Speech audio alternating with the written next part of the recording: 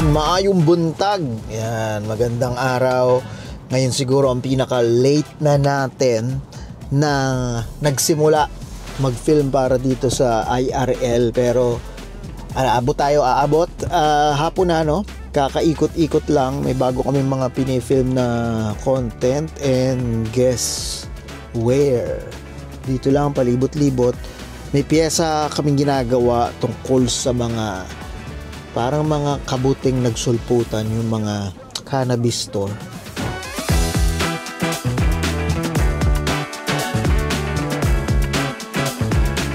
Personally, amazed na amazed ako kung paano, business-wise, nagsusurvive yung mga yan. Or ano yung economics niyan. And lagi kong curious ako, no? Kasi ang dami nila and I'm sure napapansin nyo rin yon at marami ding nagsara. Pero wala lang, curious lang ako. So, yun, we'll see. Pabalik na ako and tingnan natin kung ano pang mga magagawa natin ngayon. Pero so far, interesting. So, yeah, enjoy the show.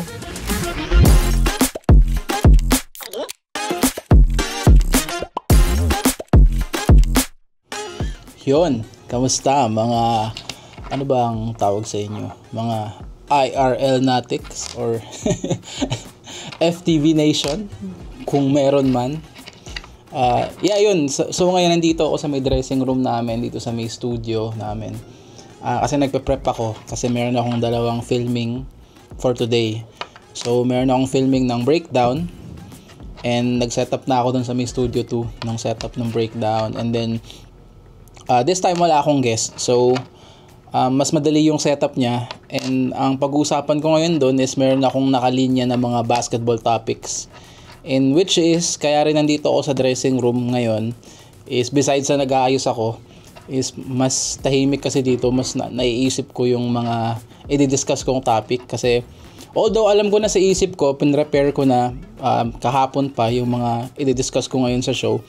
Minsan kasi ang nangyayari pag film na, ang dami ko nakakalimutan or marami akong mga details na hindi nasasabi. And minsan pag nire-rewatch ko siya, parang sayang di ko nasabi yun, mas magandang punto sana yun. So yun, dinatry kong i-recall sa sarili ko habang nandito yung mga i-discuss natin doon sa show mamaya. So yun yung isang way ko is magpunta dito sa dressing room kasi tahimik nga dito. Alright, so Fantasy Talk muna ulit tayo. Ito yung paborito nating segment kung saan pinaglalaban natin ng one-on-one yung mga players from either different eras. And then after nun, meron akong filming ng break muna. So, sa break muna naman, next week pa to lalabas pero i-film ko na siya ngayon. Dahil lang kasi nasa akin na yung product. So, may nagpadala kasi sa akin ng product na merch siya . So, ito siya. So, YKWSI, you know who shot it. Yan. So, ang nagpadala nito sa akin ay si Idol Relimar. Yan, isa sa mga pinakamahuhusay na photographers natin dito sa Toronto. So, meron siyang meron siyang merch under ng brand niya. So, ito yon. Actually, marami pa tong design. Tingnan nyo na lang sa video. And, ayun, ipopromote ko lang yung brand niya kasi pinadala niya tayo ng mga merch. Actually, kaya ako naisipan talaga na i-bring up sa team na parang baka kailangan natin ng show, kahit reel lang, shorts, na kung saan makakapag-promote tayo ng mga small businesses or yung mga merch na ganito. Kasi simula nung nag-start yung The Breakdown, ang dami kasing nagbibigay sa akin ng mga merch. For some reason, ang dami sa mga basketball player na may kanya-kanyang mga merch . So, ako naman, sobrang nahihiya ako na tumanggap so tinatry ko na i-promote siya sa show pag may dala sila. Kaso minsan nga, ibibigay nila sa akin yung merch after ng filming, so makakalimutan ko na siyang i-promote. So magugulat na lang ako, mga ganon.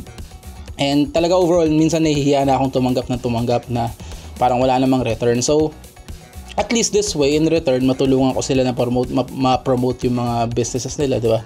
Yung mga merch nila na binibenta. So yun talaga yung main reason kung bakit ko naisipang i-bring up sa team na gumawa ng ganitong klaseng show.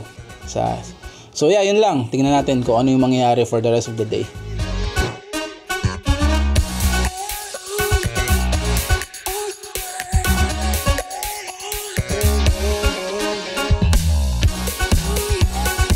Ang ginagawa ko ngayon is yung panibagong show ni Ate Cherry na Thrive in Canada. Kakasimula lang namin this week.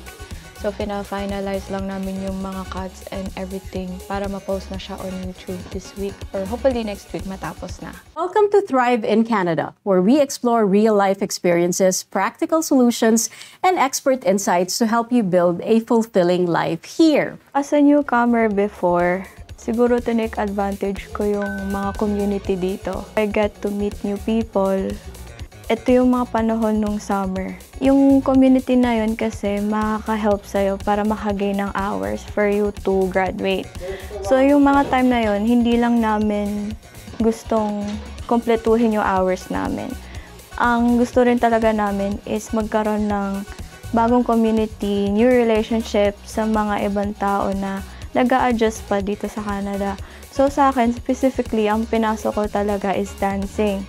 So every week, nagkakaroon kami ng choreography. So may isang tao nagtuturo sa amin and then mag-aalat lang kami ng 4 hours a day. And then kapag nakompleto na namin yun, meron na kaming hours. But ang goal there is makapag-perform after nung ilang weeks na yun. So we get to expose ourselves then sa mga tao na hindi namin kilala. So parang hindi lang yung dance yun marami ding ibang talents na showcase yung kanila. And then nag-build kami ng friendship as a teenager nung mga panahon na yun na until now, dala-dala namin.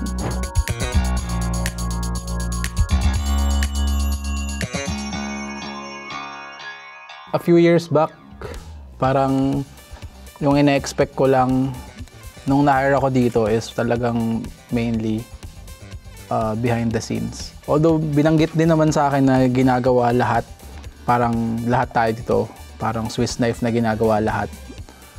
Pero ang ina-expect ko lang talaga is more on editing ako tsaka mag-film ganyan. Hindi ko ina-expect na mag-on cam ako, magkakaroon ako ng sariling show.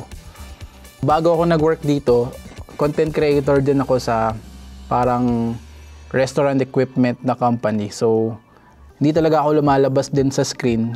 Content creator din yung trabaho ko, pero nag-film lang ako ng mga products, gumagawa ng mga tutorial, mga ganyan. So, nung tinawagan ako dito, wala, yun lang yung na-expect ko Although nasa isip ko na nakikita ko kasi silang lahat lumalabas sa camera. Pero hindi ko na-expect na talagang ako magkakaroon ng sariling show, na ako yung mismong nasa harap ng camera, ganun. So, yun yung isa sa mga adjustment na hindi ako sanay. Actually, hanggang ngayon, hindi pa. Pero pinapractice, na masanay sa harap ng camera. So ball dominant na laging nasa kanya yung bola. Even pag naglalaro siya sa national team ng Slovenia.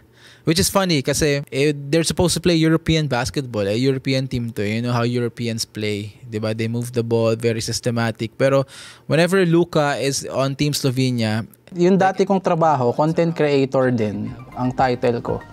Pero kasi ang naging difference ngayon is nagfi-film ako or tayo ng tao or content na kailangan panoorin ng tao. Dati kasi ang purpose lang ng ginagawa kong video is para sa mga customers. Ang isa sa mga marketing strategy namin dun sa restaurant manufacturing na yon is lahat ng nasa manual, kunyari bumili ka ng rice cooker. So may mga manual yon. Ang thing namin is wala nang nagbabasa ng manual nowadays. So ang trabaho ko is lahat ng nasa manual is ilagay sa video. So gumagawa ako ng mga how to open, how to clean, how to use, mga ganyang videos nung specific na equipment na yon. So hindi ko iniisip na may manonood dapat ito sa YouTube or hindi ako naghahanap ng guest. I-schedule ko pa yung guest kung kailan. And bihira akong pumunta on location para mag-film ng produkto unless may mga trade show. So yun yung naging challenge sa akin is yung mag-schedule ng tao unang-una, and at the same time kapag nagko-conceptualize ka naman ng show, iisipin mo kung ano ba to, YouTube worthy ba to, panonoorin ba to ng mga tao, ito ba yung may susubaybay, may katuturan ba yung show na to. I guess yun yung isa sa mga biggest challenges ko and yun nga, isa sa mga personal challenges ko is laging mag-come up ng title. Kasi hindi naman ako nagka-come up ng title ng mga ginagawa ko dati. So yeah, yun. Ayun, tapusin na natin tong episode. Same day, kaya kailangan ng simulang i-edit. And special ngayon, siguro nasesepangs din kasi nga hindi na, last na muna, pahinga muna yung TKP. So parang iuwi ko na siguro muna to at wala nang paggagamitan muna. Makulay na araw kahit papaano. Marami pa ring mga tatapusing edit. Stay tuned. Check out nyo yung YouTube namin sa Filipino TV din. Nandun yung makikita yung mga ginagawa. And yun, may pin-repair lang. Jamming, no? Improve tayo. Ang dali na ngayon sa YouTube, ang high quality na ng mga available na backing track. Hopefully hindi tayo ma-copyright. Pero ito, Sunrise High Mountain Studio, Neo Soul. Ayun, maraming salamat, Craft Cozy Room.